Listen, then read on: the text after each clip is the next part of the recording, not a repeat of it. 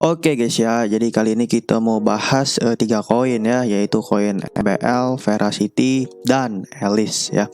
Jadi kita belum ngebahas dari Shiba dulu nih ya, akan kita bahas di next video ya.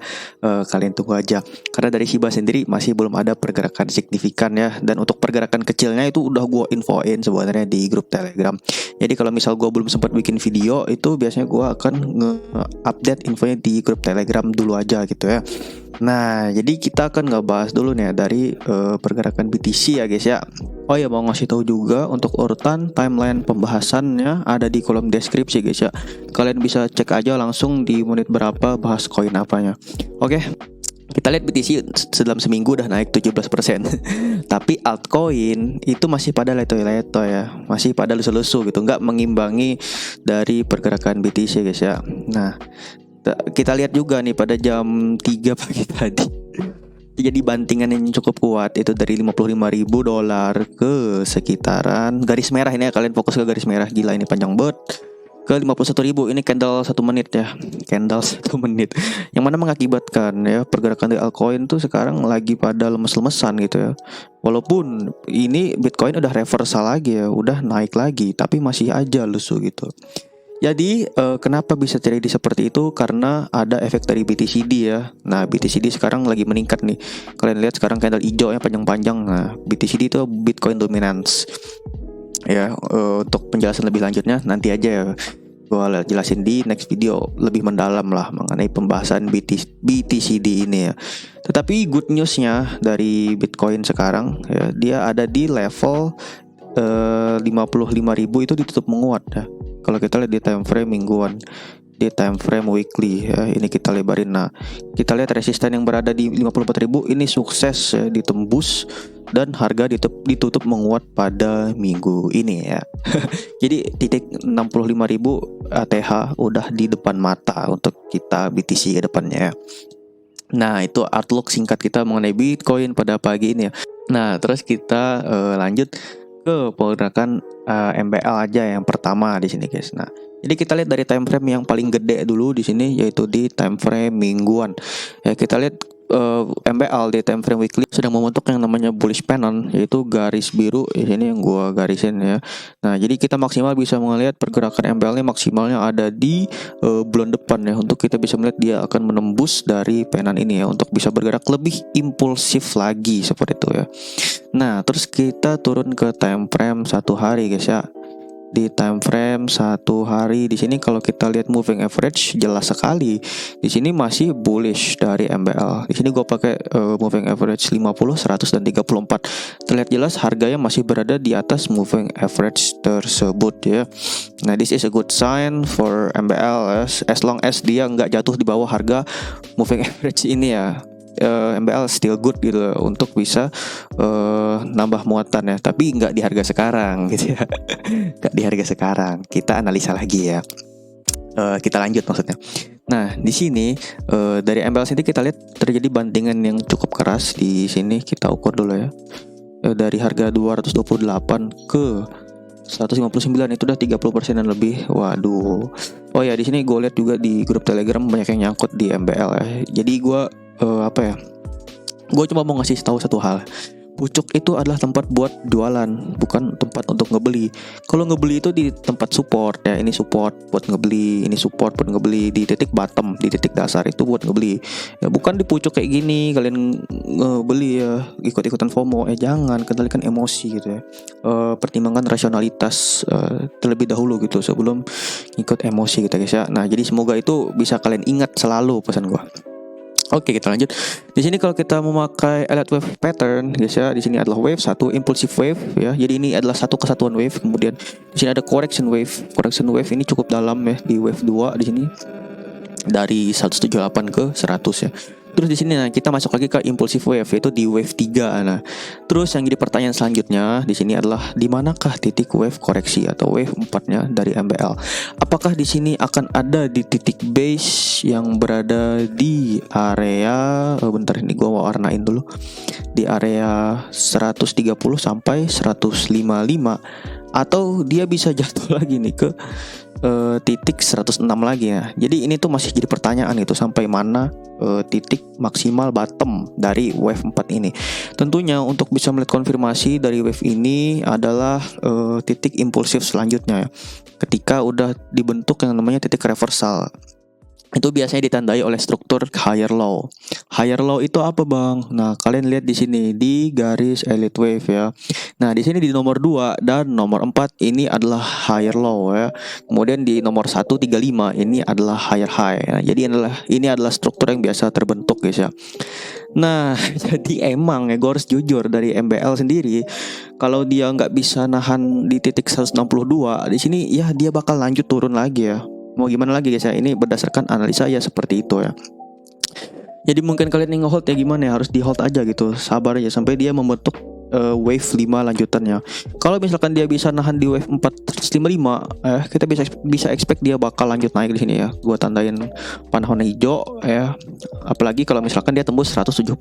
Ya, this is the confirmation of MBL if he wants to be make a bull continuation ya. Nah, terus di sini kalau dia tembus dari 164 ya, bisa kita lihat dia akan bear lanjut lagi ke 132 di sini guys ya. Nah, di sini gua nggak persis ya menunjukkan 130 ini adalah mutlak. Dia bisa aja bermain di kurang atau lebihnya di area base yang berwarna kuning ini ya. Jadi ini adalah estimasi area gitu.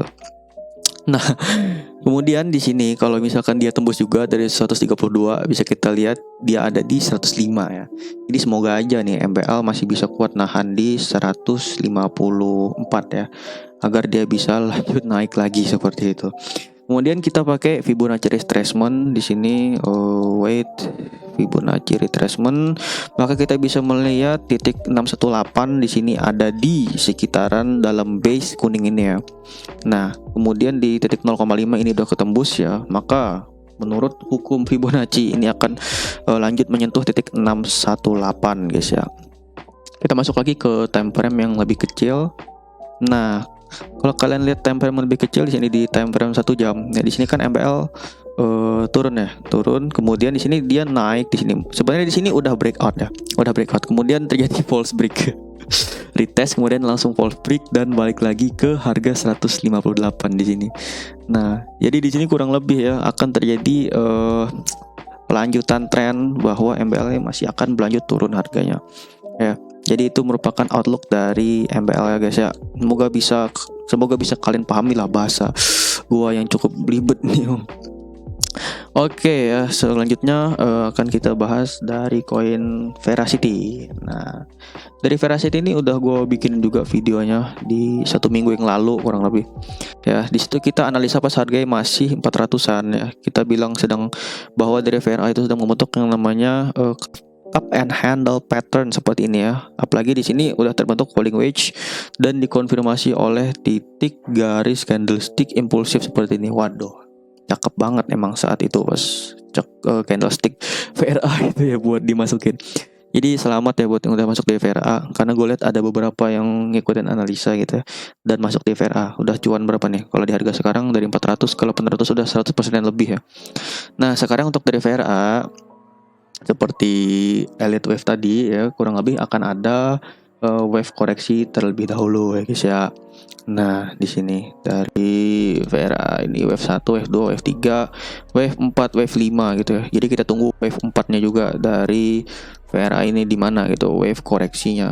Nah, jadi kita akan melihat ya kalau VRA ini bentar kita cari support terdekat di candle 1 jam. Nah, di sini kita lihat support kuatnya itu ada di 754 ya. 754 kalau dia nggak bisa nahan area ini ya, bisa kita pastikan dia akan koreksi ke titik neckline yang garis berwarna biru di sini ya.